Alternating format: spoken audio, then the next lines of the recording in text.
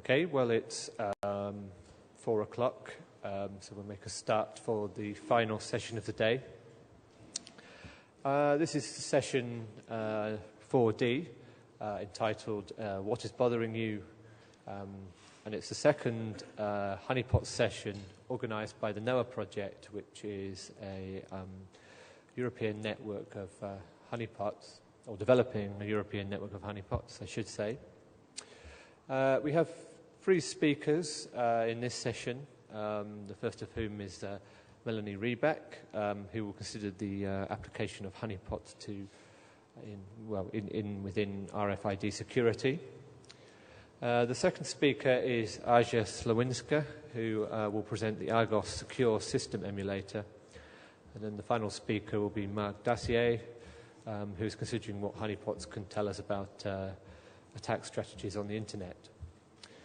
So we'll move to the first speaker, who is Melanie Reback.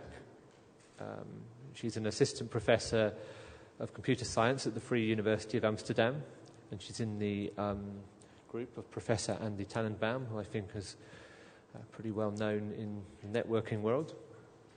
Her research is concerned with the security and privacy of RFID technology, and she leads the multidisciplinary research teams on RFID security and RFID privacy management. So her presentation is entitled Honeypots in an RFID Tagged World.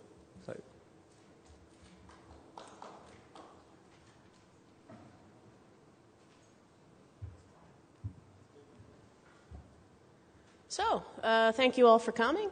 So this presentation is going to be a little bit unusual for me because I usually do not delve so much into the wide world of honeypots. However, the organizers of this conference seem to be quite keen to understand sort of forward-reaching threats in the whole scheme of honeypots, and perhaps a little bit of a leap of the imagination, so I figured I would play along.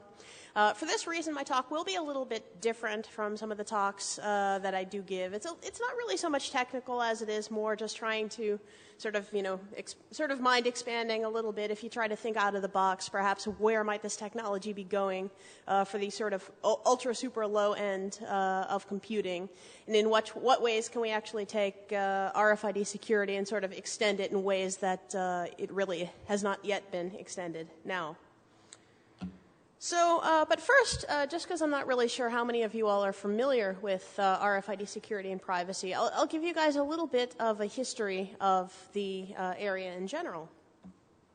So, for those of you who don't know, RFID is really nothing more fancy than the low end of computing. You can think, for example, of anti-theft tags, like the kind you would find in department stores attached to your sweater. Those were actually early predecessors of what we call RFID tags. RFID, by the way, stands for radio frequency identification. All it means is it's exactly what it sounds like. It uses radio frequency to be able to identify objects. But like these anti-theft tags, like they were basically originally little stupid tags that were powered up by their reading devices, and they generally had only one bit of information that generally said this item's been paid for or it has not been paid for. Just like Moore's Law has improved computing over the years, as so has Moore's Law enabled these anti-theft tags to improve. So now instead of just having one bit that says an item's been paid for or it hasn't been paid for, slowly but surely they're putting more advanced data storage capabilities on these things. They're putting more advanced processing capabilities on these things, networking capabilities, cryptography, and really what's happening is it's merging with the low end of computing. So in the same way that we've had the evolutions from mainframes to mini computers to your desktop PCs to the handheld tablet PCs to your cell phones to embedded computers and stoplights to sensors, this is really just the next step in the evolution that has been happening for the last decade. And this is really nothing surprising, and it's just yet another form of computing that as time goes on we're going to have to increasingly deal with. So, also historically, RFID evolved from identification friend and foe systems, Actually, what you can see here in this picture is Watson Watt with his original radar. Of course, the first kind of active RFID was used for using RF to identify planes in World War II. Essentially, they got the interesting idea at one point that if you sort of turned your plane in a certain direction, it would cause a funny blip on the radar. Well, eventually they developed a transponder that could actually make that same blip without having the plane flip, and thus was RFID born. Of course, in its modern form, at a certain point, what wound up happening was, this technology has been around for a while, but as I said about Moore's Law, you got more transistors on a certain area of silicon, and before you knew it, things that they had, the original RFID access passes, the things were as large as like a notebook, and they were really, really heavy. And at that point, just because transistors weren't really invented at that point as such, it just wasn't practical and nobody used it. But two things really caused then the explosion of RFID technology. One of which was indeed the invention of the transistor that allowed now with these little access passes to become now small enough that we can actually put them in our wallet and they're useful. And of course, just like anything else in this world, it's all about money. So of course the patents ran out in probably around 1998 for this technology.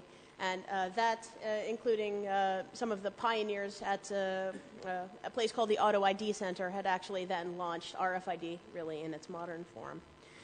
But what does all of this have to do with security and privacy? Well, these really old forms of RFID, even back then, even before it was RFID in such a form, it still faced threats. Because if you're talking about identification friend and foe systems, there's a reason why it's nicknamed reply or die.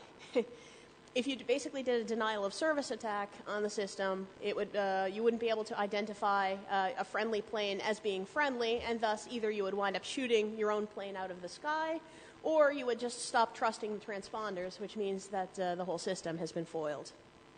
Similarly, with the anti-theft tags, it doesn't take a huge leap of the imagination to know what the threat model is for these.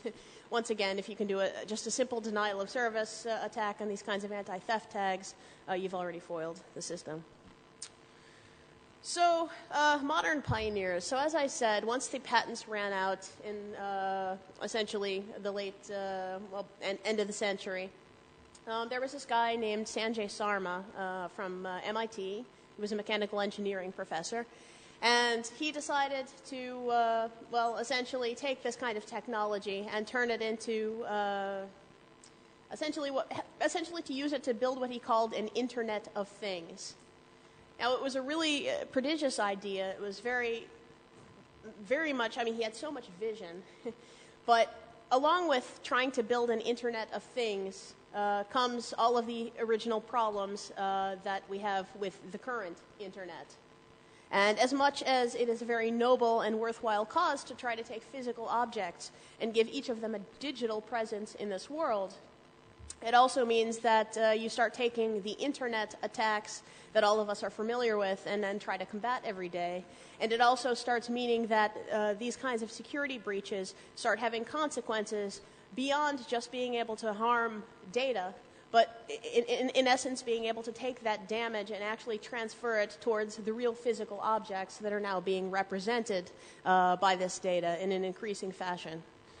Just about 2 months ago, I was invited by the Daimler Corporation to go speak with them in they use RFID tags in their automotive manufacturing processes. So you can understand when RFID tags are being used to store the color that they are going to be spray painting their Mercedes-Benzes, it starts to become extremely obvious how an attack could become very costly for them. And not just with that kind of damage, but even with things like industrial espionage, they actually really worry about these things. And that's increasingly why the industry, and not even so much the RFID industry, but just the standard industry in general, whether it's retail or manufacturing, why they're increasingly taking note, because they understand that just as IT automation is increasing the risks for them, that technology like RFID and the further shrinking of the computer, that this is additionally increasing the risks for them yet even more. So essentially, the beginning of the modern RFID security research, I would say, originated from the auto ID labs. So Sanjay Sarma, for example, also another guy named Stephen Weiss. He happens to work for Google now, but he was also at MIT doing his master's thesis at the time. They wrote one of the very first papers on RFID security, and I would say that they actually caused quite a bit of at least an academic explosion of interest in the area. This was certainly for me myself. I mean, at this point, I've been in this area now for probably about 4.5 years, and scarily enough, I mean, that makes me an old-timer. But nonetheless, I mean, it was some of these original publications, for example, from the Auto ID Lab that I read at the time, and that also made me interested in the area and seeing that, wow, you know, this is the low end of computing, and there's still so many problems that have not yet been addressed. Similarly, you can see sort of in the upper right-hand corner now this little bottle that says RxA Pharmacy. That was essentially a demonstrator from RSA Security. There's a guy there named Ari Jules, who was one of the pioneers in RFID security, also at the time. He came up with a really nice concept called the RSA blocker tag, which essentially was the very first kind of idea for actually taking some kind of an external device, although he actually wanted to put it on an RFID tag and having it essentially spoof through the anti-collision protocol to try and disrupt attackers from being able to read RFID tags. Just keeping in mind that most RFID tags are so weak and so power limited that they actually have no means of being able to control access themselves. So this was very influential work. Once again, this also certainly caused an explosion of interest in this area. And also, probably more than many others, even though it's not per se scientific, I would say what has actually sort of spurred a whole lot of work in this area has been the privacy activists. I mean, granted, they're not scientific. Granted, they piss a lot of people off and they're not always politically correct. But there are some groups like FUBUD in Germany, and also there's a group called Caspian. I think Consumers Against Supermarket Privacy Invasion and Numbering. But they also took up RFID as their one of their sort of hobby projects. And this woman named Catherine Albrecht, I mean, has literally made it her crusade. I mean, both on a personal and even on a religious level to stop RFID. I mean, some of us, I mean, our first tendency might be to roll our eyes, kind of laugh a little bit. But the point is, if it were not for these activists going out, having these protests, putting up websites, making, you know, spoof advertisements, you know, for like, you know, Benetton, I'd rather go naked, you know, these kinds of things. If it weren't for them, actually, a lot of attention that had been brought now to the real serious issues probably wouldn't be focused upon these issues. Because if people weren't seeing all of the sensationalism in terms of, oh, you know, Big Brother, we need to do something about this, then even the serious researchers probably wouldn't be paying attention to this topic right now. So I think, scientific or not, as an area, we actually owe a lot to these researchers for having called attention to this in the first place. So that was probably as of about 4 or 5 years ago when these particular individuals were doing their, what I would call, pioneering work. And since then, as I said, there's been more or less an explosion of interest in this area. Books now have been written on RFID security. There's several now that I can think of. If anybody wants any recommendations, talk to me afterwards. I'd be happy to point you in the right direction. Additionally, Gildas Avwan, who's now a professor at the university at Louvain here in Belgium, he has a RFID security and privacy archive that lists all of the different papers in this area. Back when I first started, there were probably almost as many papers as I could count on both hands. Now, you know, it's been growing exponentially. There's easily a couple hundred now, and it's just every year it just keeps growing. So academically, I would say there's no lack of interest in the area. What there still, I think, is a need for right now is the marriage of some of the academic work and also industry. Of course, this is what I'm saying now is going to be sort of a familiar issue, probably for a lot of you in the information security industry, trying to figure out how to marry academic research with some of the companies that are out there actually selling the products that actually make a real difference for real people and companies that are having problems. But slowly but surely, though, there are some companies that are starting to form, and some of them that are starting to put some interest into this area. You can see RFID Sec down in the lower right-hand corner. That's one example. It's probably not the best example because they basically started manufacturing RFID tags with their own proprietary crypto algorithm. They got really kind of lambasted by Bruce Schneier for doing that because, of course, no new crypto is good crypto. But nonetheless, I mean, at least they're trying, and at least it was one of the first few efforts that was out there to really try and take an area that really needs a whole lot of work right now and actually try and commercialize it and try to take some of the latent need for not just work in this area, but actually trying to make RFID in real life safer and actually trying to get some funding behind it and actually make something real about it instead of just being yet more academics that publish yet more papers. I mean, not that I can complain too much about academics because I'm an academic myself, of course, but I'm sure you guys know what I mean. So who are the stakeholders? There really are quite a few. I'm going to go through it very quickly. But essentially what we've got are academic researchers like ourselves. We're very well-meaning, sort of okay funded, and have a lot of time to sort of think about things and ponder what we want to do. You also have the RFID industry. And the problem with the RFID industry is remembering that they are actually evolved from the retail industry. So they're used to thinking about completely different groups of things. I mean, sort of early in my research, back in about March of 2003, I put out a publication about why you could put hacking attacks, things like exploits, onto RFID tags. And, I mean, it blew their mind. I mean, not because this was actually mind-blowing work, because all of the security researchers were just like, well, Jan, of course you can do that.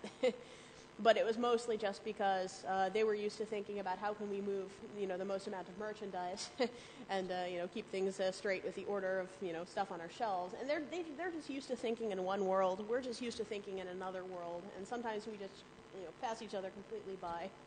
But, and it's not to say one world is more important than the other world either. Because sometimes as academic researchers we say, hey, it's really simple, the answer is this, and we just don't understand the industrial constraints and the application constraints that would actually make our solution that is so simple actually be economically or even sometimes procedurally impossible in their worlds. And this is exactly why I think we need to be able to talk together and collaborate and get a good dialogue going. Another stakeholder is the RFID deployers. I mean, they are yet in another world, because now you're going to start having, beyond the retail industry, now the car manufacturers and things like, toll payments with highways and companies that make access control systems for buildings. I mean, they're just used to thinking in their own separate domains. I mean, it's all that we can expect.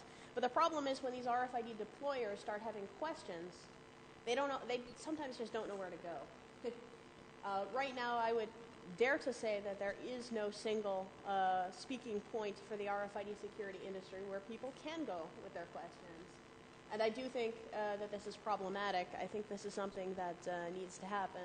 I don't claim to know the best form in which this is going to happen, whether it would be an EU project or some kind of big consortium or some kind of just something that spontaneously happens, by people working together. But in either case, there are big gaping holes here that I think only by educating each of the parties and bringing them together, maybe someday we would have any hope of being able to fix. Security and hackers. So I assume probably some number of you guys sitting in the audience now would fall into this category. Of course, I would say the easiest people to be able to train to fix RFID security problems are going to be the computer security experts, because I think that they know the most fundamentals already to be able to pick up the problems and run with them. I think it's much easier to be able to take a computer security person and teach them about RFID than to take an RFID person and teach them about computer security. But the main problem, of course, has been up until now that the computer security industry and the hackers in general are just missing the correct tools to be able to cross over that hump to get into the domain.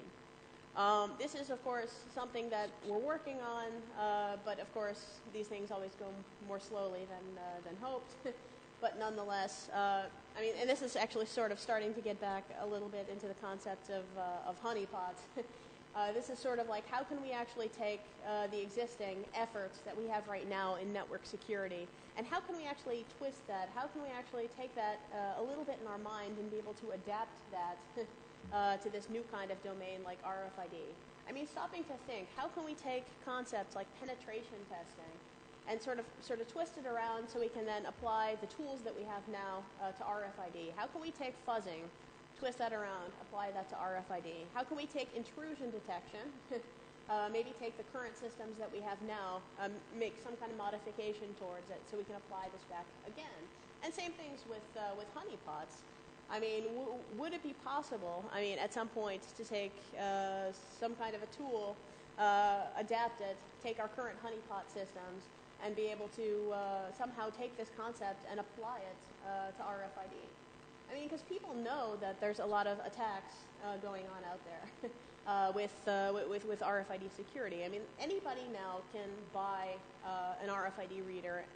It's all standardized. Essentially, basically for $100, you can go on eBay and buy a compatible reader that will work and you can use to attack a lot of standard systems. But the point is, how do you record this kind of data when these kinds of attacks happen? I mean, do we have the tools that we need? Do we have, the TCP dumps so we can actually be able to collect the information and put it into some kind of log file for later analysis? I mean, if we actually do find some kind of unusual activity, I mean, do we have some kind of way of, being able to send it to some kind of an RFID honeynet project so you can have enough people with enough intuition that can actually then take a look at these logs and try to figure out what the heck is going on? And furthermore, further taking the idea of, for example, active IDS systems, let's say then that you do isolate some kind of an attack pattern, whether it's something signature-based or anomaly-based. What happens then if you can actually isolate in real time that these attacks are happening? Is there some kind of way that we can then feed that back into the system and actually make a real difference? Either whether it's on a personal level with a person carrying their own RFID tags, or whether it's the Daimler Corporation who's sort of worried because they just don't want their Mercedeses to be spray painted the wrong color. So I do believe that we can adapt these tools, but once again, there's still a little bit more work between now and then, and there's really a lot of communication that's required between all the different stakeholders and the different parties that just is not happening right now. Governments. I would actually lump governments sort of into two different categories. Governments are a bit schizophrenic because on the one hand, governments have been one of the stakeholders that have pushed RFID more than anyone else. Because, for example, the Department of Defense in the United States were one of the very first large organizations that really pushed to get RFID. They very much invested in EPC Global to try and get this very well funded and developed as a technology. Of course, why did they do this? With the Department of Defense, they're fighting these really huge overseas wars. It's a logistical nightmare because they have the soldiers and the ammunition and the food. And, if they just lose, the food or have the ammo be in the wrong place as the soldiers, then, that's how you lose wars. So that's why they're interested in RFID.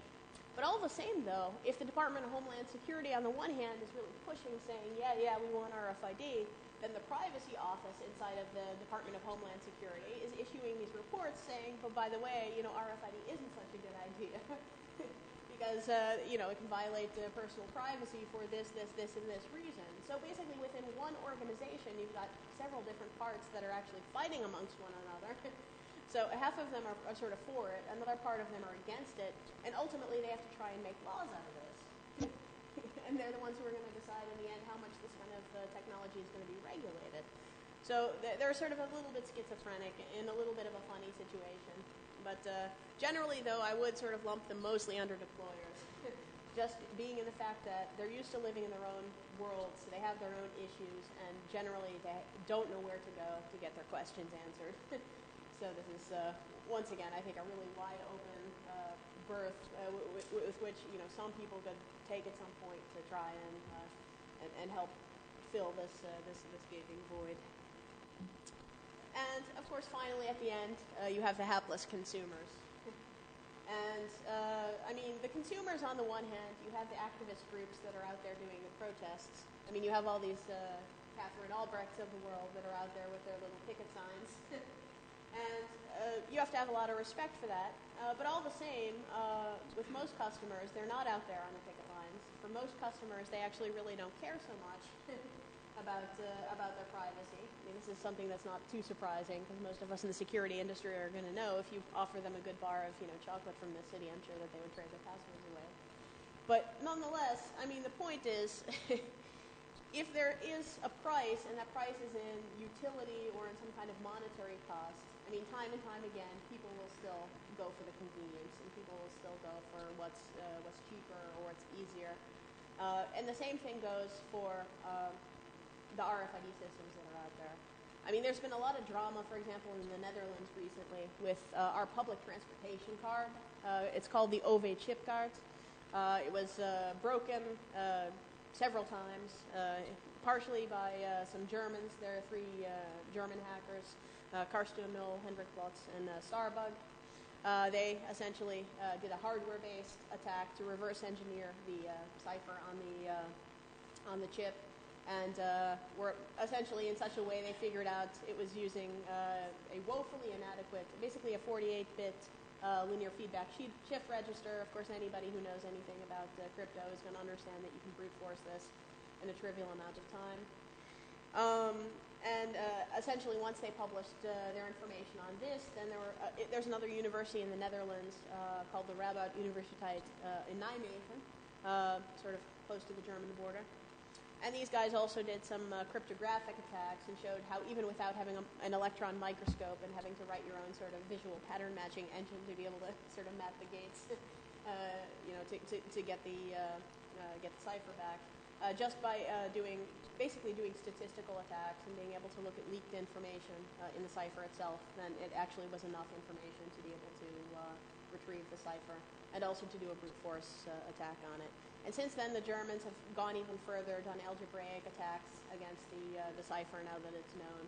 And I believe now that the current state of things is that you can crack MyFair in about like a minute or two. So it's really sad. But coming back to the consumers, though, the question is, what is this going to change? And to what extent does all of this matter? I mean, it really made a huge fuss, of course, in the news. At least in the Dutch government, there was this huge uproar. I mean, there wound up being sort of an emergency debate at the second chamber of parliament, the Tweede Kamer. The minister, the secretary of Transport and Public Works for Kier and Waterstaat, she actually almost lost her job over this whole debacle. But the thing is, I mean, what has it changed? Because people are, I mean, they're still more or less going ahead with the system. Of course, they're not phasing out our stripper cards, as we call it, quite yet. Ooh. Right. Oh, excuse me. So they haven't phased out the stripper card quite yet. But, I mean, the point is they've already invested several billion in this system. And they're also, I mean, it's not so simple, I mean, to just be able to throw it away. Additionally, I mean, there is just so much infrastructure, and as easy as it is as an academic to be able to go to them and say, well, actually, it would have been easier if from the beginning you had used, open crypto algorithms instead of this proprietary stuff that was broken. It's also easy to say, well, if you had systems that were maybe designed with open methodologies and open source and open hardware and open software, maybe people would have found out, what the problems were before they were deployed, maybe saving the state secretary, the threat on her job. But, I mean, when we say these kinds of things, I mean, one, we're really going against their culture, just because, I mean, between governments and also between the various industries that are all part of this RFID, this whole RFID happening, I mean, their culture is generally one of closedness. Their culture is generally one of keeping secrets for business advantage. And as easy it is to say to Philips, well, you know, you shouldn't have used MyFair, you should have just used AES and Triple S or whatever in the first place. The point is, though, for probably about 11 years, they did have it on the market, and they were able to give it to people and use it before it was broken. And as a company, I'm sure that NXP, well, Philips, now NXP, made a lot of money off of that. And part of the reason why they choose for these closed solutions is just quite simply because no company in China can then go, make their own fake copies and then start distributing them everywhere. So they've got their own business reasons why they make what we would call these really stupid decisions. So sort of ultimately, I mean, where does this leave us?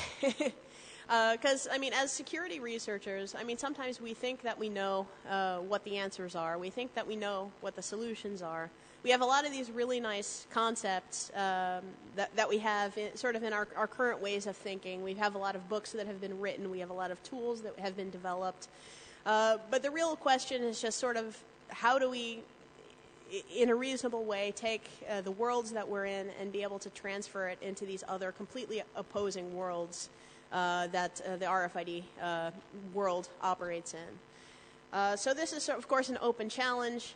Today, once again, I'm not talking so much about the solutions as much as the issues. I can tell you that I have developed my own solutions. I've developed something called the RFID Guardian. I'm not going to talk about it today. There's quite simply just no time to. The only thing I'll tell you is that it's a combination between an RFID firewall and an RFID pen testing device. If you're curious to know more about it, you can go to www.rfidguardian.org.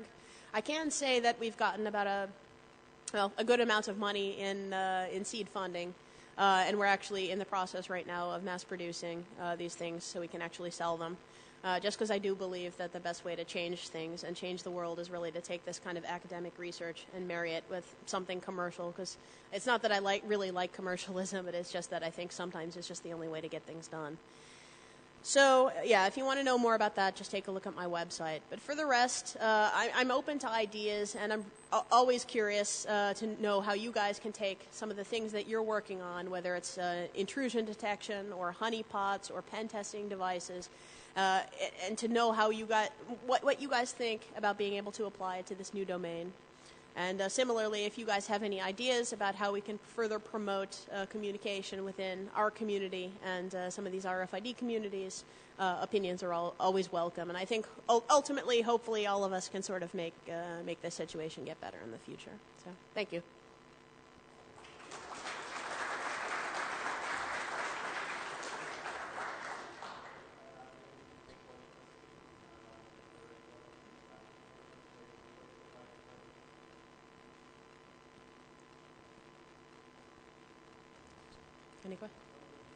No questions? All right, well, if anybody wants to speak with me, I'll be here after the session, so thank you.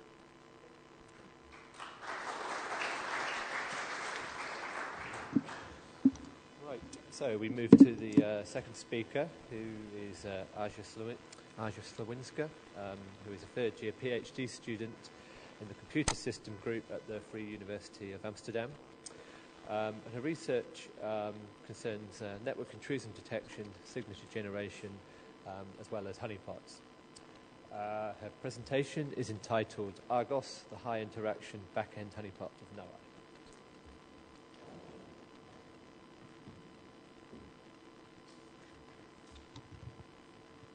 Thanks, welcome everybody.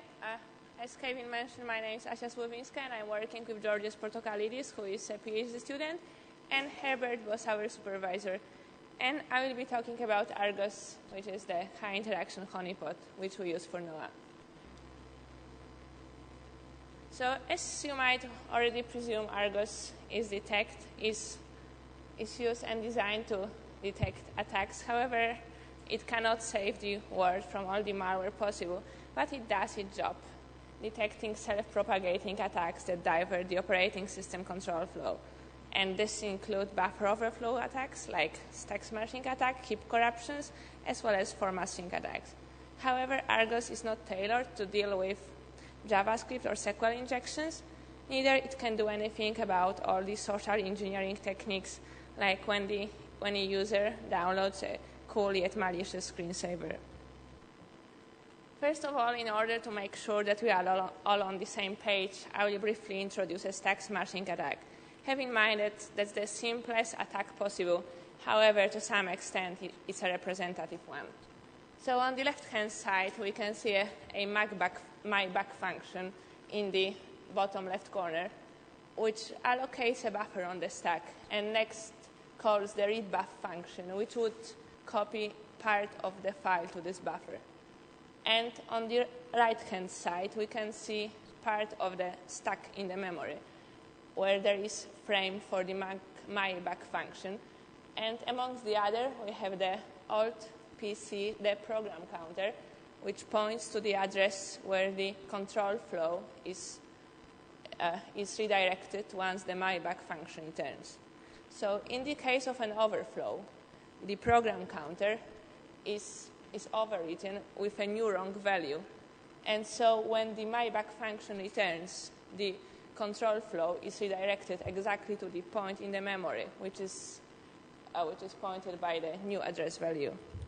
And so notice that the only thing an attacker could do in the simple scenario is just load his code into buff and override the new address.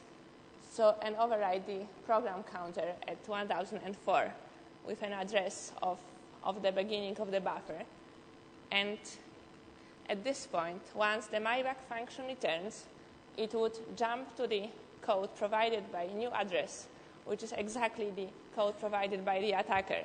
And basically, attacker can do anything he wants and take control over our machine. So in order to remedy all these problems comes Argos. And as you have probably heard today, Argos is a processor emulator, which is based on QEMU. And basically, it employs dynamic taint analysis to detect when data coming from the network is used to divert operating system control flow. So we have the host operating system at the bottom. On top of the host operating system, we run Argos, which is the processor emulator. On top of Argos, we run an unmodified version of the guest operating system, which can be both Windows and Linux. And finally, we have an application which is vulnerable to an attack, luring the attackers. It can be, for example, an IIS web server or anything else. So now a malicious message comes in.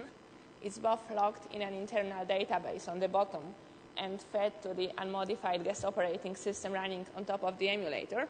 And now let's have a close look of what's going on in the emulator. So let's say that that's the guest operating system memory, which is stored by the emulator. And in blue, I have marked the data. We just came to the guest operating system from the network via the emulated network card. And apart from the memory kept by the processor emulator, we keep a small memory map where we store information about memory regions of our interest.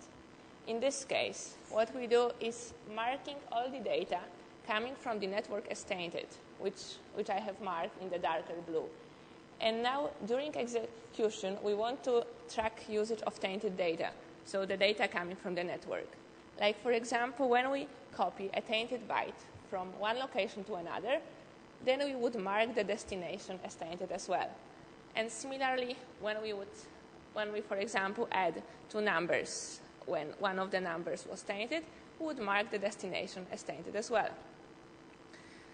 And now, whenever an attack is going to fire, Argos would notice that a tainted value, so value coming from the network, is about to be loaded in the program counter. This could happen via call instruction, jump instruction, or just when the function returns. At this point, Argos raises an alert and dumps a lot of information for us for possible further analysis. And this information includes contents of the registers, as well as tainted memory, which was used by the vulnerable process. And let's have a closer look at the memory map, where I told we keep information about memory regions of our interest. For the purpose of attack detection, the only information we need is whether the given byte is tainted or not. So basically, in this memory map, we could just keep zeros or ones saying whether the byte is tainted or not. But in order to ease the analysis, in the memory map, we keep pointers to the network log. And so whenever attack is detected and Argos dumps the tainted memory for us, we can very easily correlate the tainted memory with the network log. And so we know all the network level information about the attack, like IP headers or anything else. Okay, so we have implemented and tested the system. It works. Here I have listed a number of attacks we managed to launch against the guest operating system and check that Argos detects them correctly.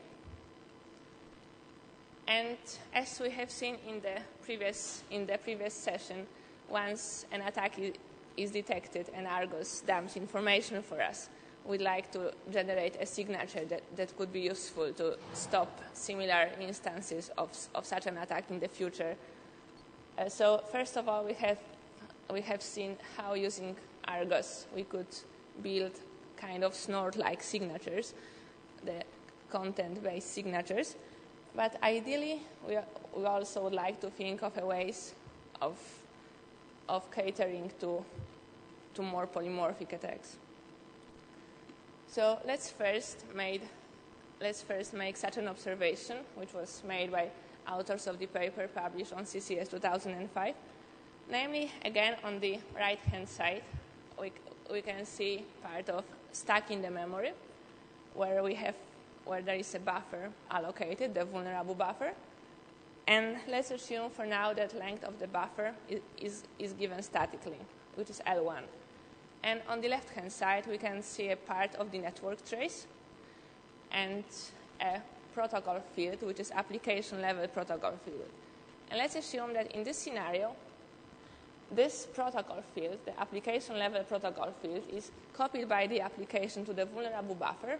Length of this protocol field is bigger than size of the vulnerable buffer. So the data, independent whether it's malicious or not, will not fit into the memory and would always cause some damage. And so authors of the papers, of this paper called Covers, propose such an approach that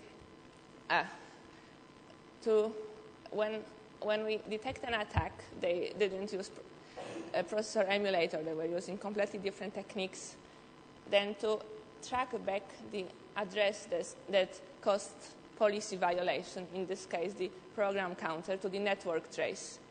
Pinpoint the protocol field which contains this program counter, and assume that that was the field which was copied to the vulnerable buffer and caused harm for our application.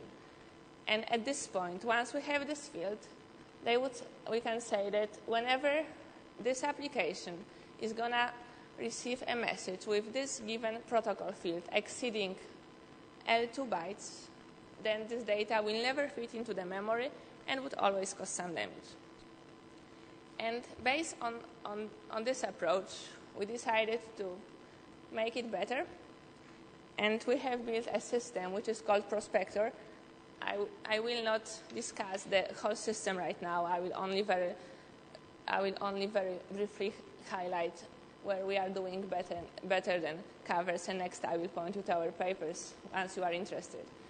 So there are some scenarios where our system would outperform Covers, causing less false negatives.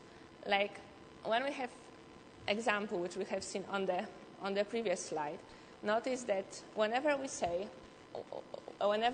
that this protocol field, which was copied to the vulnerable buffer, has the length exceeding the distance between bottom part of the vulnerable buffer and the program counter, this data is is already too huge and would already never fit into the memory and would always cause some damage. Moreover, notice that it's very possible that more than one protocol field would be copied into the vulnerable buffer. Like in this case, we have both the light blue and dark blue protocol fields being copied into the memory. And in such a scenario, in order to draw any conclusions about whether the message is malicious or not, we need to take the length of both fields into consideration. Otherwise, we would end up suffering from both false positives and false negatives, which we definitely do not want. Notice that in order to build this better and much more accurate signatures, we would need to answer the question which bytes contributed to the attack, so which bytes were copied from the network message to the memory, and in such a way that we can very accurately pinpoint these critical malicious fields in the network message. So this problem is pretty tough, and I will now show you two nasty scenarios.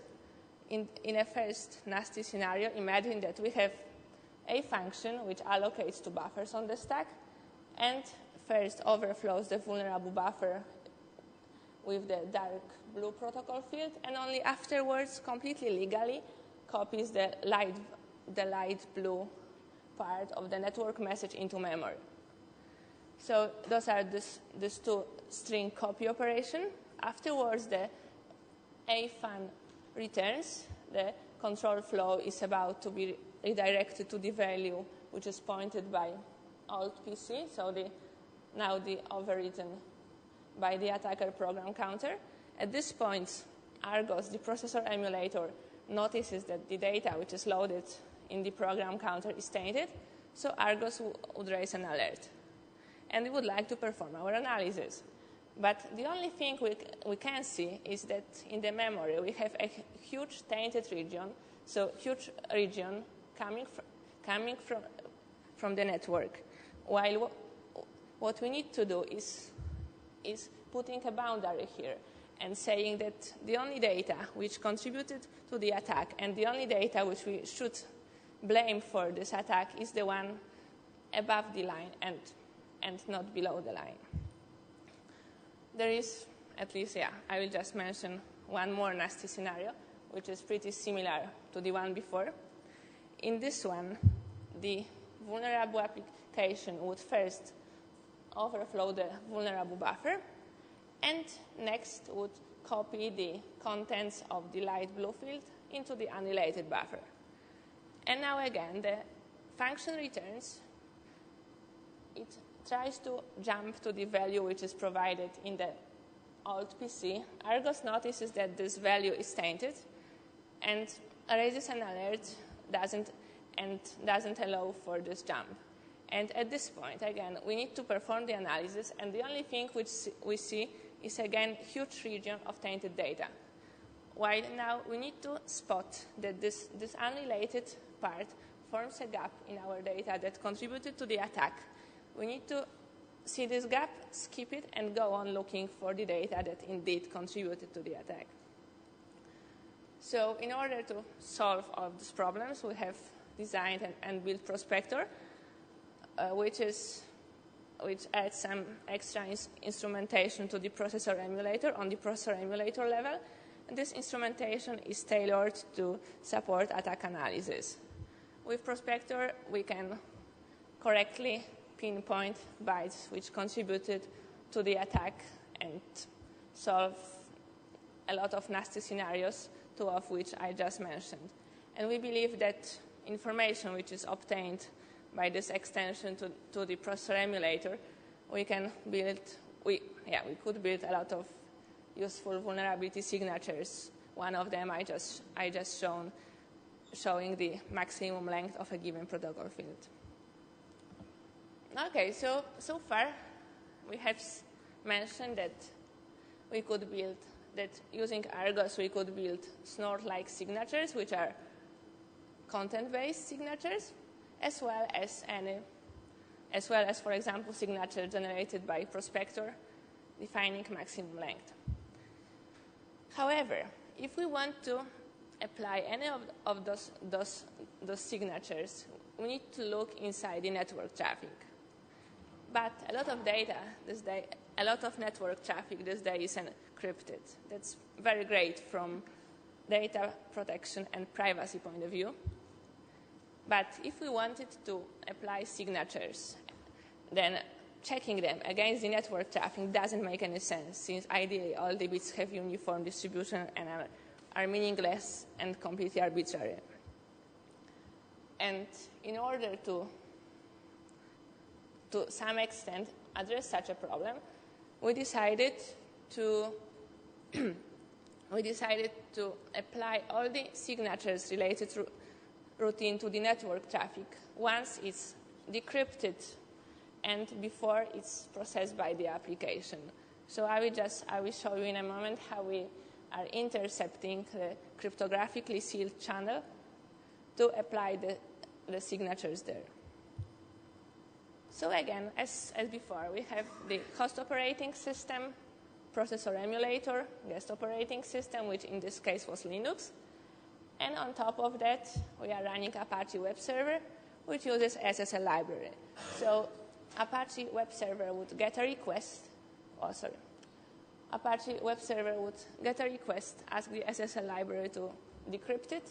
SSL library does its job and passes the information back to the web server. So yeah, Okay, and so as I told, a message, the Apache Web Server asks the SSL library to decrypt the request, and on the way when the SSL library would return the decrypted message to Apache, so now it's in a plain text, we interpose this call to SSL read function, and at this point we are dumping the message in a plain text to decrypted data log, so that we could use it for further analysis. And also, as you probably remember, in Argos, the processor emulator, we are keeping the memory map where we store pointers of tainted data to the network log. However, in this case, the network log contains completely meaningless data, which is encrypted. So at this point, we also rewrite the pointers in the memory map to point to decrypted data log instead of network trace. And so now, when the attack is detected and Argos dumps tainted memory for us, we can check the values in the memory map and correlate them with decrypted data. So we know the plain text of the message which contained the attack, and we can now correlate it with network trace, so that apart from message in the plain text, we also know the network level information about this malicious message. And basically, at this point, we have exactly the same information as we would have if the data weren't encrypted. And if you wanted to filter, so this scenario this scenario we could use to generate signatures, and by correlating the decrypted data log with network trace, we are able to generate a signature. And now, if we wanted to check whether a request which is coming for Apache Web Server doesn't contain any malicious information, again, we cannot check the network trace since encrypted. And again, we apply the interposer filter on the way from the SSL library to the Apache Web Server. And at this point, we have the request in a decrypted form and so we can check it against any signatures we want. Okay, so I have briefly mentioned 2 projects which are related to our Argos, the high interaction honeypot used by NOAA. First, it was Argos itself, which is processor emulator employing dynamic data analysis to detect attacks. Next, it was Prospector, which extends Argos with some instrumentation support to perform buffer overflow analysis. And finally, I have shown you an example how we could deal with encrypted communication and make it possible to check the signatures on encrypted traffic. And if you are interested, please refer to our papers, and also you can contact us. And I will be happy to take any questions. Any questions?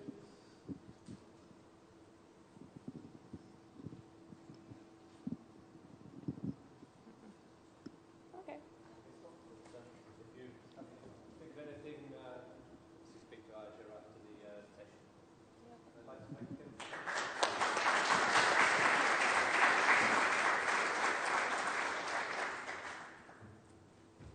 Okay, and that brings us now to our final speaker of this session, who is Marc Dacier, who is the director of Semantic Research Labs in Europe and has been since the beginning of this year. Prior to that, he was a professor at Eurocom Institute, and previously he's worked for IBM Research. He's also the co-founder of the RAID Symposium and currently chairs its steering committee. And his presentation is entitled, "What Honeypots Tell Us About Ongoing Attack Strategies on the Internet."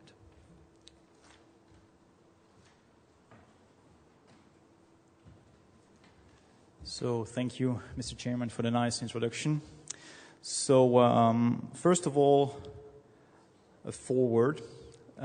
Even though I am, since April 1st, the director of Symantec Research Labs in Europe, this talk is not about Symantec work.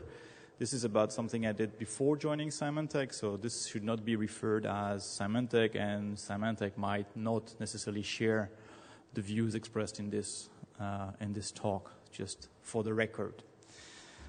So, some overview of my talk. I will try to wake you up a bit first, because I know it's the end of a long day. And unfortunately, as opposed to the first keynote speaker, I have no dirty joke to talk about, so I have to find something else. So I'll try to motivate my talk, and then I'll cover the Luricom setup, which has been running for 5 years now, by showing you what can actually be learned about the modus operandi of the attackers when you look at a well-designed and clean data set which has been built for the purpose of analyzing attack threats. And I will also talk about the version 2 of it, which we are working on it, which offers much more information than the first one, and which relies upon techniques that have been presented already, namely Argos, among others. And this all takes place in the context of a newly funded European project called Wombat. And that project actually is open to collaboration from other institutions, and I will just briefly say a few words about it at the very end. So first of all, some introduction. So I need to talk. So I'm located on the French Riviera near the Alps, and there is an animal there called the dahu. And as you can read on the slide there, the dahu is a very strange animal. It has adapted to its steep environment by having legs shorter on one hand and longer on the other hand. And here is a picture of it. So this is taken from a Science article, as you can see on the reference on the web. So for those of you who are a bit younger, don't trust everything you see on the web. So there are plenty of people doing research about the Dahu. You can find books, websites about the Dahu on where to find them, how to chase them, what do they eat, how do they reproduce. There are conjectures about the idea that the male could turn clockwise and the female counterclockwise, and they meet once a year and do what they need to do. So this is very, very interesting and stimulating from an intellectual point of view, but this is what I would call Dahusian research. This is very interesting, and I also claim that in security for many, many years, maybe 3 decades, we have had the tendency sometimes to do Dahusian research. We were thinking about how hackers would look like. You know, if hackers were behaving like that, then my intrusion detection system, which is based on this assumption, will catch all of them. Unfortunately, you know, hackers were not like that. They were Dahusian hackers. And so this is a bit annoying. And in order to avoid doing Dahusian research, I think it is very, very important to collect data and to build whatever research program you want to work on based on some strong and validated assumptions that you can actually show to others. And in many other fields, when we need to do experiments, and we need to be able to show the results of these experiments, but also, and more importantly, the detailed experimental process we have been through, so that others can actually reproduce those experiments and maybe contest the results. As of today, especially in the field I know well, which is intrusion detection, you have too many people coming with a completely irrelevant data sets, some TCP dump that I would not name, and they run on this completely irrelevant TCP dump file their experiment and produce completely irrelevant numbers, garbage in, garbage out. But that's the best we can do, since we don't have another standardized set of data. So this is annoying. Hopefully this is going to change. God knows when. But so here in this presentation, I will really try to start from the data and look at the data to see what is it that we can actually learn from them. So the data set we have been using is obtained thanks to a system called LeRecom, which the idea of it is simple. We have the very same honeypot, very simple honeypot that we replicate in many different places in the internet. So at the moment, it's made of something like 50 platforms in 30 different countries. And we store all the TCP dump files, that all the requests that have been sent to or from these machines, we store that in a centralized database or an Oracle database. We enrich that with geographical location, reverse name lookups, everything you can think of, always fingerprinting and so on. And we have developed plenty of different tools and interfaces so that people can actually easily query this data set and run whatever kind of analysis they want to on this, like signal analysis, time series, correlation, data mining, whatever. And so the setup is the following. It's a very, very simple thing. We rely on HoneyD, which has been built by Niels Provos. So you have a PC, and on that PC run a very simple program which emulates the presence of 3 virtual machines. Actually, it's not even a virtual machine. It's just a piece of code that replies to the SYN-ACK packets that you will get. But there is no script behind. So we are not trying to emulate the protocols. We just see the first waves of the attack. So knock, knock, is there a machine? Yes, there is. Is the port open? Yes or no?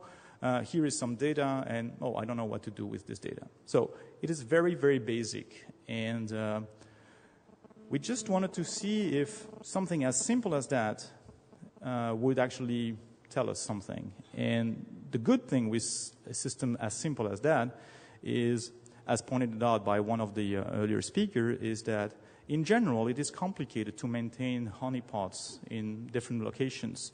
With such a system, which by design will never be compromised, will never be used as a stepping stone, will never violate privacy or whatever, you can leave it there for months and years, and you basically have nothing to do. So you take a very old machine, you install this software on it, and every day you go back there and you capture the TCP/DUM files, you copy them, and that's it. It lives there. And this was the idea, the kind of business case that enabled us to actually have all these platforms in many different locations, even places where people would say it's difficult to have access to, so like China, Pakistan, Egypt, Israel, and other places like that where we have honeypots at the moment. So the business model, so to speak, is simple. Whoever wants to participate, if he has an old machine, and 4 routable IP addresses, we give him a CD-ROM. He puts the CD-ROM in his machines, boots from it, and automatically everything is going to be installed, and he hasn't anything to do anymore. So from there on, the machine runs. If he wants, he can also have access to the whole data set we have collected so far in order to carry out his research, or more pragmatically, to figure out if his domain, his block of IP addresses is more, less, or differently attacked than others. Some of our partners have that just as an instrument to convince their upper management that they need more resources in the security team because, hey, we have many more attacks on our domain than others, so I need more resources. So this might be a reason to join. Others do research. So this effort has been funded partially by the Network of Excellence called Resist, and is currently part of the actions we are doing in the new Wombat project that I will talk about later. And we have had several publications on results with partners, and they are available on this website.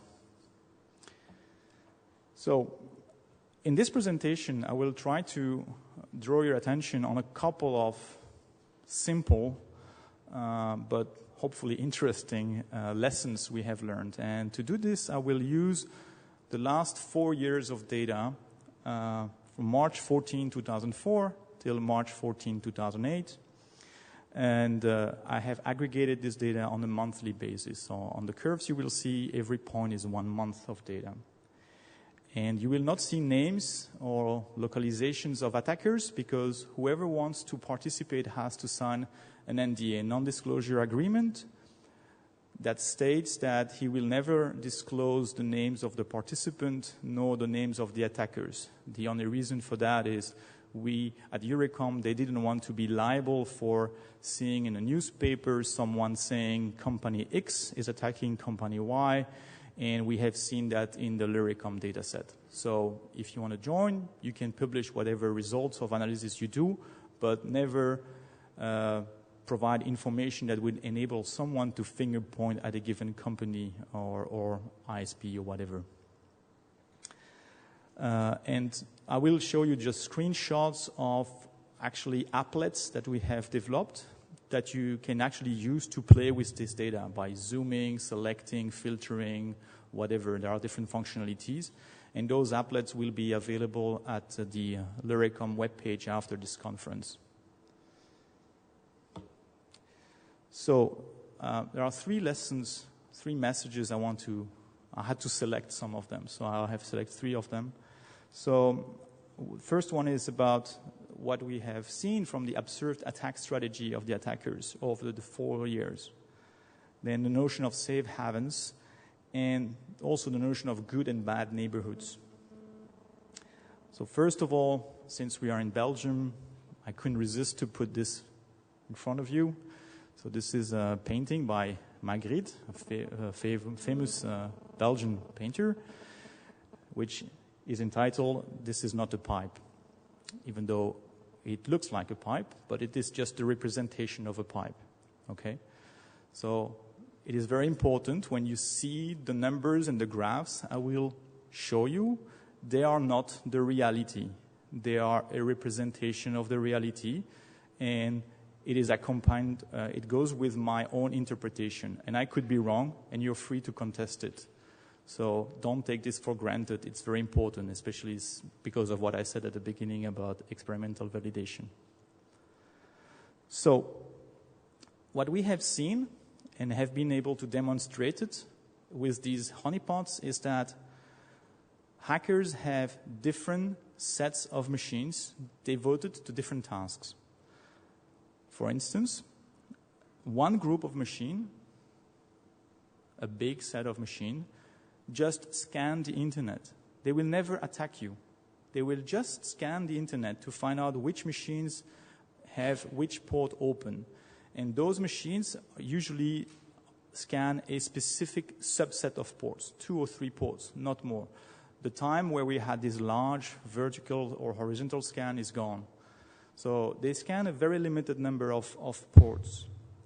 And after that, the information they have collected is saved somewhere in some repository and is used by another set of machines, completely different from the first ones, and they are the one who will attack you. What does that mean?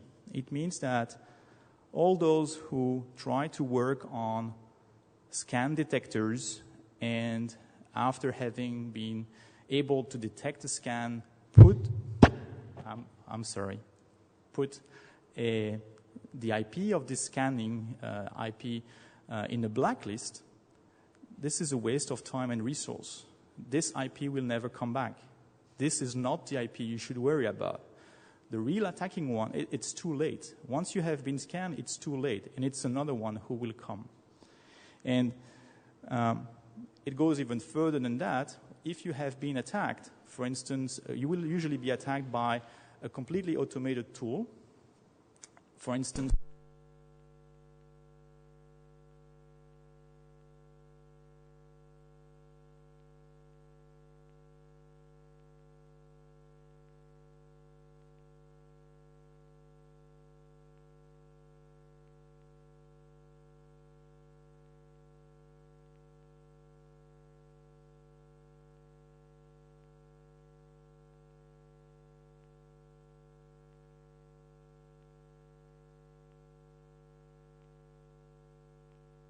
so, Mr. Chairman, what do you want me to do? Should I? Okay. So I'll have a drink.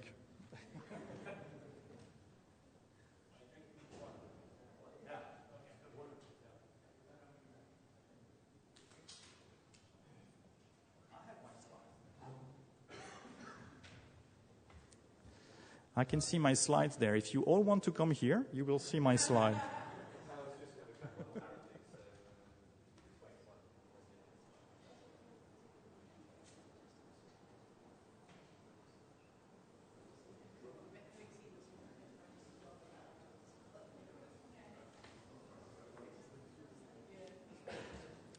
So while it's warming up, maybe just for the sake of timing, I will just explain you how we find out that there were these two groups of machines, because we know these machines are very powerful machines, so they need to warm slowly. So what we did is the following. We looked at the machine. So as I have explained to you, we have these platforms. Each platform's responds to 3 IP addresses located next to each other. Okay. So now we had these attacking sources coming to us. And we have decided to look at all the machines that had talked to the 3 IP addresses on a platform. So if you are an outsider and you send packets to the 3 IPs, then I put you in one bag and I call you a scanner. Okay? I put there all the IPs touching to the 3 IPs. And in another bag, I put all the IPs that actually talk to a single IP, no matter which one, but a single one. That's another bag of attackers called the attackers, right? Now, what we have done is we have taken all the requests from the machines in that first bag that had talked to the 3 IPs, and we have computed the probability that a given request from any of those IP would reach an open port versus a closed port. And roughly speaking, we had 50% chance that if you take any of those requests, then it goes to an open or a closed port. And that number by itself means nothing, of course, because if we had had more open ports on the honeypots, that probability value would have been higher, okay? But the funny thing is that when you compute the very same value, the very same probability on the other set, there you end up with a value around 99% of success. So statistically speaking, this is impossible, right? There is no reason for these guys to be so successful. And so this is the numbers I was referring to. When you look at the scanners, so MAC 0, 1, and 2 are the 3 IPs that we have, that we emulate. And on the 2 first machines, we have a 50% chance that the scanners will actually hit an open port, and less on the 3rd machine, because this one emulates a Linux machine. And of course, all the Microsoft ports are not open there. Okay, so that picture by itself means nothing, because as I said, more open ports would have meant a higher probability of success. But when you compare that with the other group, you have 95, 97, 96, and actually if you get rid of the backscatters, I don't want to go into details, but actually the reality is you have more, it's closer to 99% of success. So clearly the only explanation is that those machines who have talked to a single IP knew exactly which port was open on that IP, okay? So they had received this information from somebody else. And we made an experiment. We actually have we have opened one of those ports on one of the machines that had never received such a targeted attack. And we have said, if this is a valid assumption, after a while we should see also directed attacks against this. And indeed, this is what we have observed. So basically, as a very simple action that you can take is, you know they first scan and then they attack you. So if they can't scan you, they will not attack you. And because the way they do scanning is usually by starting from the lowest IP to the higher IP, in your own domain, what you should do in terms of IP addressing, never have a firewall rule that says, if someone wants to talk to the first IP address I have in my domain, this is a scanner, because I will never assign a machine there, and I immediately block that IP. So I will not let that IP, oh, it's me. Woo! Hey, Mom, I'm grown up. So you will never let this IP scan your network, and because there will be no information about your network saved in any repository, the attackers will also not come. Not all the attacks, of course, but at least all those that follow that scheme. And when we look at the data, we have seen that now we have a supplementary step, which instead of doing scanning and attacking, they first do ping, echo request. And they will only scan those machines that have responded to the ICMP messages, and then they will only attack those that they know have the ports open. So again, very simple action you can take. Don't respond to ping anymore. Or if you really need to, do the same thing. The first set a couple of IPs where you know there is no machine assigned, and if you see IP addresses trying to ping those IPs, just block them for a limited amount of time. So they will not ping the rest of your network, you will not be scanned, and you will not be attacked. So this is actually a picture that represents that over 4 years. This is I separate ICMP, TCP, and UDP. So in the early days, we mostly had TCP requests, so the scanning, and you see the blue curve is actually ICMP, and suddenly in 2 steps, we had a huge increase in terms of ICMP scan, and this is what we currently have now. Another thing is worms that propagate evenly all around the world are a thing of the past. People try to do targeted attacks, and they will have places where they run the attacks from, where they believe they are kind of safe from any kind of countermeasure. And this is highlighted by the fact that we see attacks coming only from specific types of countries, or targeting only certain types of platform. So here another representation, there is one curve per environment. That means per platform we have in the world. And on the x-axis, you actually see the countries where the attacks have been coming from. And on the y-axis, you have the number of attacks from those countries on specific platforms. And if all the platforms had been attacked by the same countries in an even way, we should have all the lines glued together. But actually what we see a couple of points where some platforms are only almost 80-90% of the attacks are coming specifically from specific countries. So this is something that, this also means that this is kind of stable over time. So what you could do in terms of what Stefano called anomaly detection, which I prefer to call behavior detection, you could actually try to build statistics of who is usually contacting you. And if things change, then something, in terms of origin, and if things change dramatically, then maybe you have new pages that attract different people, or maybe something really different is happening. Similarly here, instead of by environment, I represent by port sequence. That means the sequence of ports that an attacker has tried to talk to. And this reflects actually the kind of tool that they were using. And here too, you see that some tools specifically come and actually uniquely come from some countries. So there are some places that are kind of specialized in a specific type of attacks. Good versus bad neighbors. It is not who you are that matters most of the time, but where you are. There are exceptions, of course, but typically you will be hit. The number of hits you will get, the number of attacks you will get, is going to be a function of your block of IP. So we had cases of a company that was hit a lot, really a lot, from a specific country only.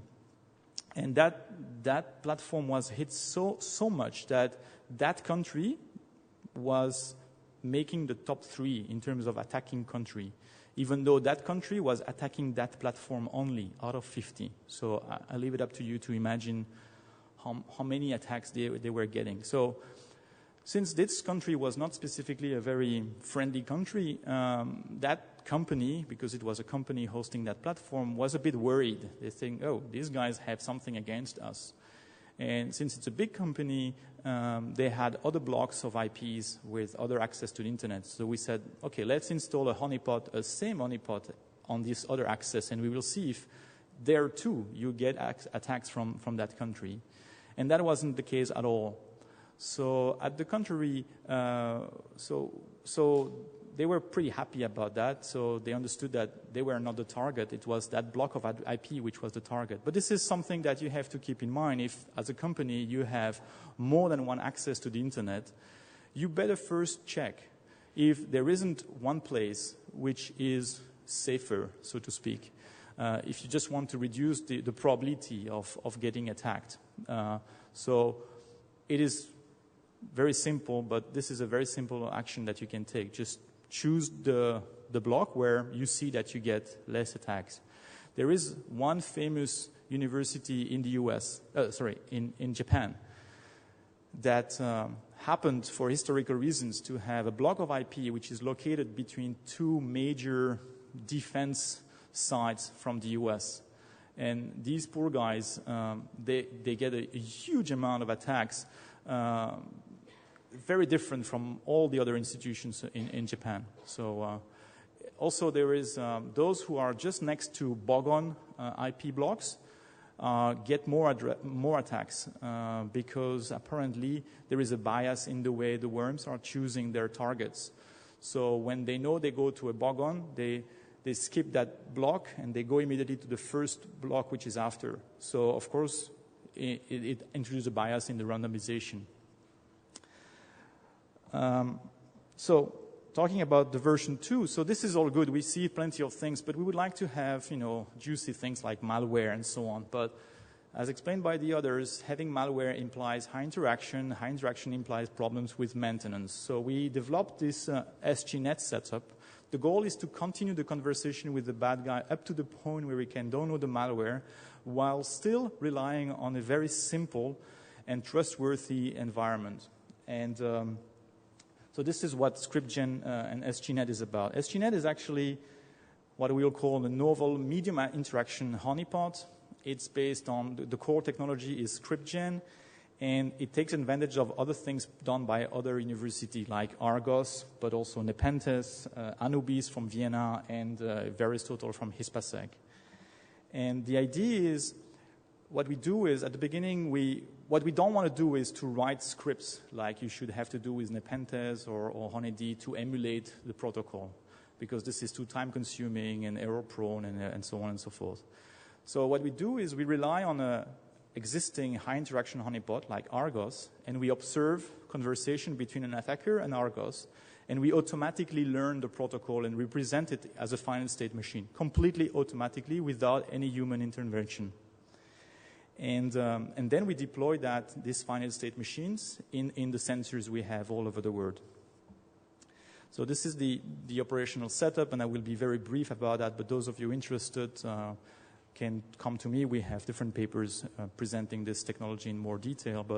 So the idea is we have those ScriptGen sensors. In most cases, they have their final state machines, and they can reply to the attacker. So they are completely autonomous. And similarly to the Luricom V1 setup, we will download from them all the TCP dumps and all the interactions and so on and so forth.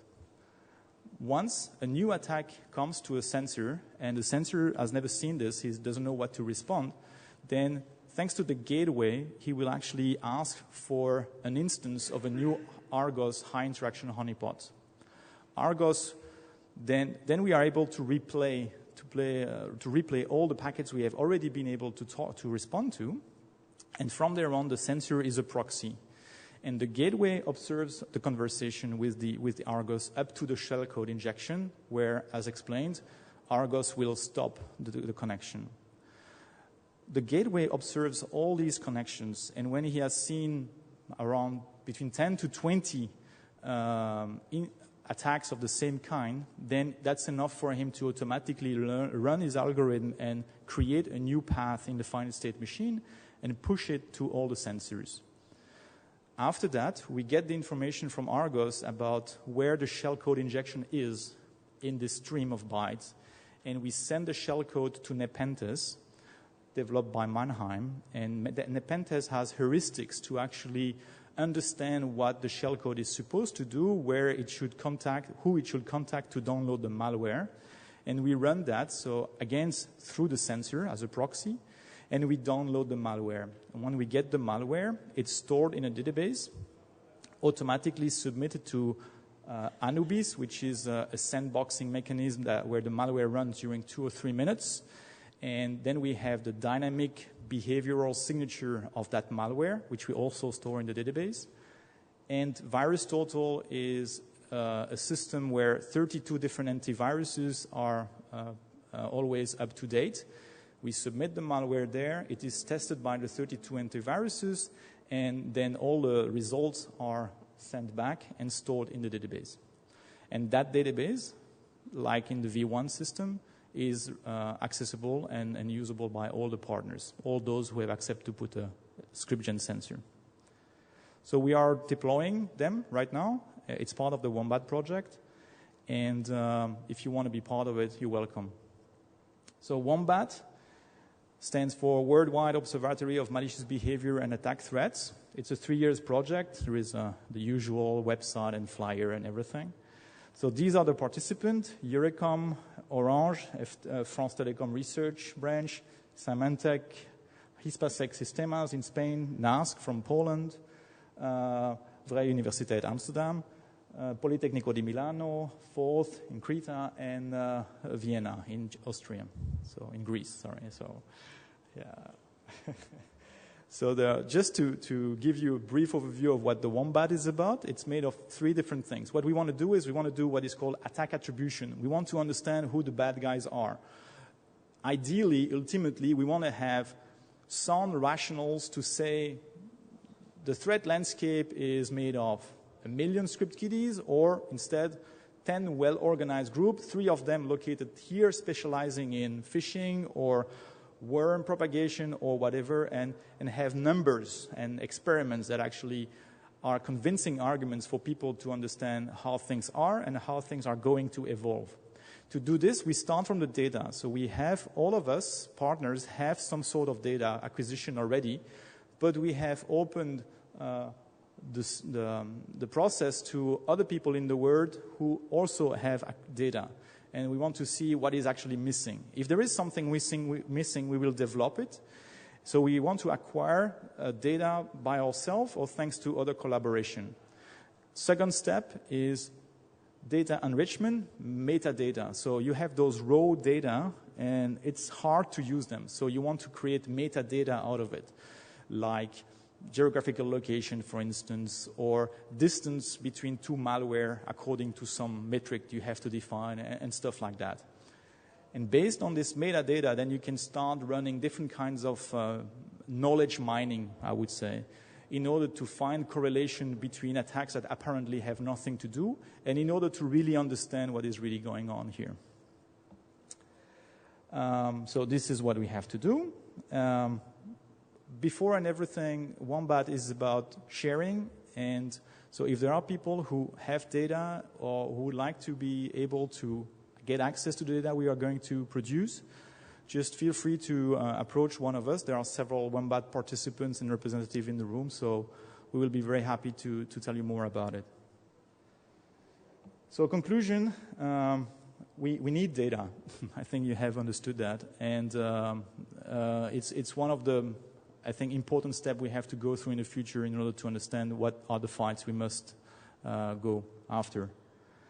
And we have had data with Luricom, and we hope to have more with Wombat, and that's it. Thank you very much for your attention.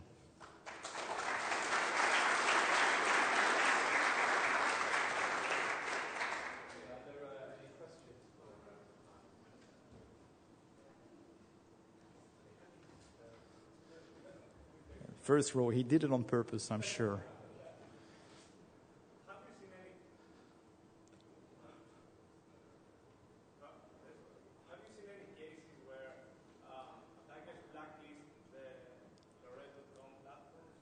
Okay, so I will. Yeah. I will repeat the question. Actually, it's a very good question. Thank you very much. So the question was, have we seen cases where bad guys have apparently blacklisted the sensors we have in the Luricom setup? No. Have we looked for it? Have we searched for it? Yes. So actually, this was my fear 5 years ago when we started. So I thought, okay, we are going to deploy those sensors, and as soon as we get known, we had this kind of ego. We thought, hey, if we publish a paper, then we're known, right? Well, no. So what we did is, before publishing the first paper, we already had a couple of sensors out. But we were only talking about results obtained with a single sensor in that paper. And we had seen that the other sensors were having a very similar attack profile in terms of number of attacks, in terms of types of attacks, and so on. So we thought, if actually people start to blacklist us, then we should see a difference now between that sensor, which has been published, we have made publicity about, and the other ones. We haven't observed that, and actually that platform is still there 4 or 5 years ago, 4 or 5 years afterwards, as the other one that we have never named explicitly, and we have never seen any change. And we keep adding regularly new partners. So whenever we have a talk like this, there are people coming and say, hey, I would like to have one. And what happens is that we have different groups of attack profile. Different machines in the world have different attack profile, which is a very interesting subject for research, by the way. And so when we see that a new machine actually matches one of those profiles, we know that that profile is probably not blacklisted. So it reinforces our thinking. And if you think of it, why would they? Right? We are just a bunch of crazy geek researcher, and we don't really harm them at the moment.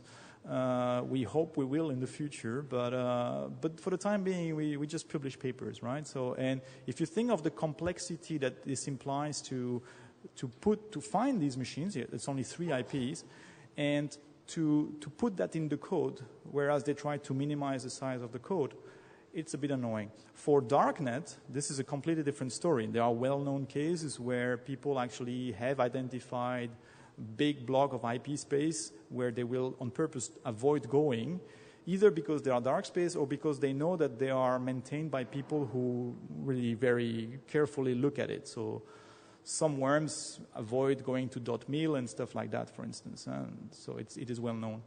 And there is a very interesting paper. A guy showed that if you design a worm that use statistics method to figure out that he is probably propagating within a worm, within a dark space, and he can find out because the number of replies he will get, either positive or negative, is too different from what it should be, then if you implement this strategy in your worm, you will not only go much faster, but you will also be much stealthier. So it is quite likely that worms do implement that strategy right now for dark space. But for the setup we have with only a limited number of IP, it's a different story. Yes? He needs to run. He needs to exercise every day, you know? Mark, Yes. Just a follow-up question. Have you experienced any attacks on the actual database? So has anyone tried to break in and compromise your data? So I hope this is not on record and you will not give bad ideas to people. Oops. No, no, actually, we haven't suffered from that.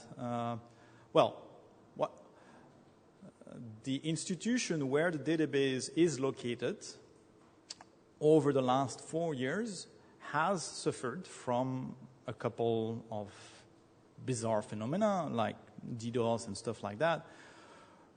Is it due to that? I don't think so, because I have nothing to prove this, but it was never really targeted towards one of the machines dedicated for that purpose. It was more a general attack, and it was never linked to any kind of public appearance we could have had or anything like that. So I think everybody in the room here probably, if he looks at the last 4 or 5 years, probably everybody had to suffer from something like similar to what we had. So nothing extraordinary, nothing compared to what those who have studied the storm worm, or stuff like that have suffered from, which was clearly, a follow-up to their study. So, Thank you, Mark.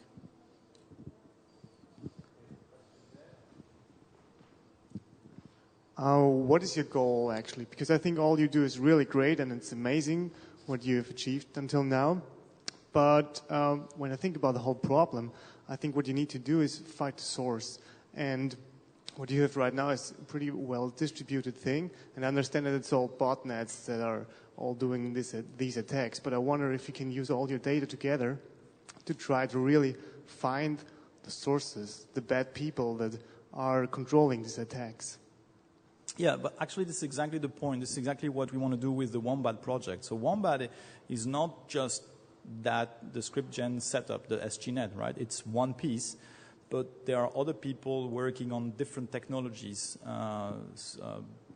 either at the internet level or things like RFID or Bluetooth or whatever are part of this thing we want to look at. Also, as you pointed it out, the setup I have presented here will only be able to catch the remote attacks, so against, server-based attacks, attacks targeting services, whereas today we have seen a shift towards client-based attacks. So actually I didn't show that, but the number of attacks we see over the last 4 years declines. So we see less and less attacks. It doesn't mean that the problem goes away. It just means that the people are better organized, so they do less noise for the same return on investment. They are more efficient. And they also move towards client-based attacks. So client-based is another thing we want to look at. We also want to look at stuff like DNS request and botnet propagation and strategies and so on, and put all these things together in order to have an understanding of where we go, where we are and where we go. And this is a 3-year project. So.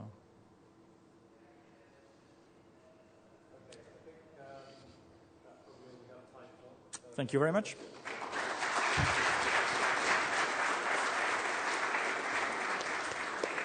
So and I think the one further lesson we might draw is don't be the last person in the room to plug in your laptop, because it's always very embarrassing when it trips the power out. But anyway, that brings us to the end of this session. That also brings us to the end of the day. I'd like to thank again all of the 3 speakers and also the speakers in the previous session. Again, also thanks to you for coming to this session. So thank you very much.